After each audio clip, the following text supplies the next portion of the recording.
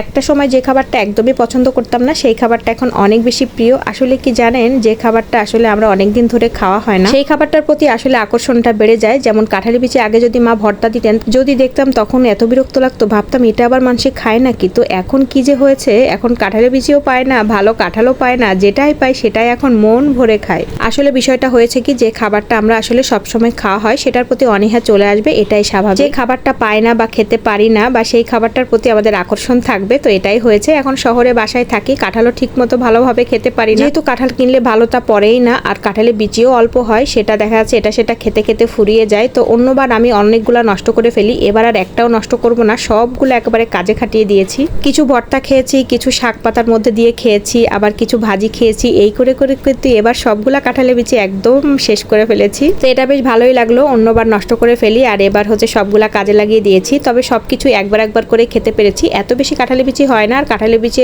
হলেও কি বেশি খাওয়াও যায় না, নষ্ট হয়ে যায় দুই একটা করে। ভর্তাটা কিন্তু আমি যেভাবে করেছি, প্রথমে কিন্তু সুচ দিয়ে ট্রাই করতে যাচ্ছিলাম সুতার মধ্যে গেথে আসলে ইউনিক ভাবে কিছু করা যায় কিনা, আসলে সেটা করাই যাচ্ছিল না, সুচে একদম মানে হচ্ছিল না, সুচটা ভেঙে যাওয়ার উপক্রম, যেহেতু কাঁঠালি বিচি অনেকটাই শক্ত থাকে। তারপরে বিকল্প উপায় হিসাবে এই যে নেটের যে জাল, মানে জালিটা, জালির ভিতর দিয়ে আসলে তারপর ভর্তা দিলাম, এটাই সহজ মনে হয়েছে। তো এভাবে ভর্তা দিয়ে এখন দেখেন সবগুলা খুব সুন্দর কিন্তু সেদ্ধ হয়ে গিয়েছে। এখন শুকনা মরিচ আর হচ্ছে পেঁয়াজ ভাজি করে দিয়ে এখন হচ্ছে মাখা জাখা করব। রাতে যেহেতু আমরা খাবো সবাই মিলে, ভীষণ মজা হয়েছিল কিন্তু কাঁঠালি বিচি ভর্তাটা খেতে। সবাই তো চারিদিকে কন্টেন্ট মনিটাইজেশন পাচ্ছে, একেবারে মানে ঝোড়ো পাশের মতো অবস্থা। যারা একদমই আশা ছেড়ে দিয়েছিল তারাও পেয়ে যাচ্ছে। ফেসবুক মামা এবার সবাইকে খুশি করে দিয়েছে, দেখে ভীষণ ভালো লাগছে। আমারও কিন্তু কন্টেন্ট মনিটাইজেশন ছিল না, তবে আমি 10 দিনের মতো হয়েছে আমি হচ্ছে পেয়েছি। আসলে সব কথার একটাই কথা হলো যে ভিউজ না থাকলে আপনি যে কোনো মনিটাইজেশন পেয়েও কোনো লাভ হবে না। আসলে যারা মনিটাইজেশনের জন্য খুব লাফালাফি করছে তাদেরকে একটাই কথা বলবো, আপনারা আগে ভিউজ বাড়ান, তারপরে হচ্ছে এত লাফালাফি করেন, কারণ ভিউজ ছাড়া আপনার কোনো কিছুই সম্ভব না।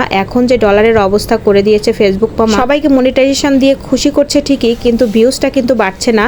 আর নিজস্ব কন্টেন্ট হলে সবচেয়ে বেশি বেটার হয়। আর অনেকেই যারা আমরা আমাদের মতো মানুষ আছেন নিজস্ব কন্টেন্ট করতে পারেন না, তাদের তো আমার মতো আরো সমস্যা। দেখেন আমার পেজটা এখনো ভিউজ ভালো করে আমি আনতে পারলাম না, আমি নিজেই ব্যর্থ এই ব্যাপারে। আমার সত্যি খুব কান্না পায়, মাঝে মাঝে খুবই খারাপ লাগে। আপনাদের কি অ্যাডভাইস দিব, কিন্তু সবকিছুই জানি কিভাবে কি করলে কি হয়, কিন্তু সবকিছু পরিবেশের কারণে আসলে হয়ে ওঠে না। সবার ক্ষেত্রে একটাই বলবো, কোয়ালিটিফুল কন্টেন্ট তৈরি করুন, তাহলে দেখবেন আস্তে আস্তে করে ভিউজ চলে আসবে। তবে টার্গেট একটাই, আপনারা ভিউজ আনার চেষ্টা করেন। আসলে ভিউজ এখন তো অনেক বেশি হওয়া লাগে একটা সেন্ট পাইতে, তার তো সেটা আপনারা কাজ করতে করতেই বুঝে যাবেন। বিভিন্ন ধরনের পোস্ট করতে থাকবেন, লেখা পোস্ট, ছবি পোস্ট, স্টোরিতে পোস্ট, এসব থেকেও আপনার কিছু না কিছু আর্নিং আসবে। যেহেতু আমি 10 দিন কাজ করছি কন্টেন্ট মনিটাইজেশন নিয়ে, সেটাতে আমি বুঝতে পারছি। তারপরও বড় ধরনের যে অ্যামাউন্টটা সেটা একমাত্র রিলস থেকেই আসবে, তো সেটার উপরও ফোকাসটা সবচেয়ে বেশি দিতে হবে। তো আমার ভর্তা মাখা কিন্তু অনেক মজা হয়েছে। আজকের ভিডিওটা এই পর্যন্ত, ভালো থাকবেন সব।